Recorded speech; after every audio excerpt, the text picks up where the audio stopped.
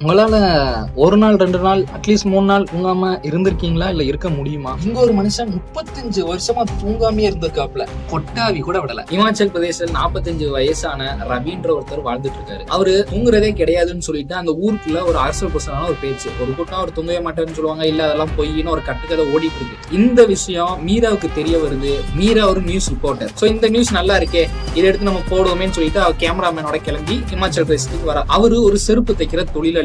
பகல்ல செருப்பு தைப்பாரு, நைட்டு சும்மா இருப்பாரு, ஏதாவது ஒண்ணு பண்ணுவாரு, வேலை இருந்தா வேலை பார்ப்பாரு, அப்படி இருப்பாரா. இவங்க 24x7 கேமரா ஆன் பண்ணி வச்சு அவரோட வாழ்க்கைய படம் பிடிக்கிறாங்க. 7 நாள் கடந்து போகுதுங்க. 7வது நாள் நைட்டு அவர் கொட்டாய் விடல, தூங்கல, ஏன் அவர் கண்ணை கூட மூடல. அவர் மெடிடேஷன் பண்ணாரு, ஆனா கண்ணை திறந்துட்டே மெடிடேஷன் பண்ணாரு. மீரா அவர்கிட்ட கேக்குறா, எப்படி இது உங்களால முடியுது அப்படின்னு கேட்கும்போது அவர் சொல்றாரு, 10 வருஷத்துக்கு முன்னாடி 10 வயசுல எனக்கு ஒரு கனவு வந்துச்சு. நான் ஒரு ஆழ்நிலை தூக்கத்துல இருந்தேன். அப்போ ஒரு நல்ல சந்தோஷமான குடும்பம், குழந்தைகள்னு ஒரு நல்ல ஃபேமிலி, ஒரு 1000 வருஷத்தை நான் வாழ்ந்தேன் அந்த கனவுல.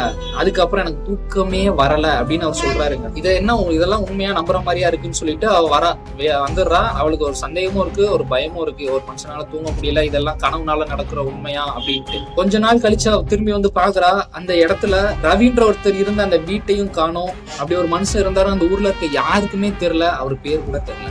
அவளுக்கு ஒரு பயம் வருது, போய் இது நான் கண்ட கனவா அப்படின்னு யோசிக்கிறா. ஒரே நைட்டு கனவுல மொத்த வாழ்க்கையில தேர்ச்சி அடைஞ்சவர்னு அவர் சொல்லலாமா? நம்ம கனவோட உண்மையான ரகசியம் என்ன தெரிஞ்சா கமெண்ட்ல சொல்லிட்டு போங்க.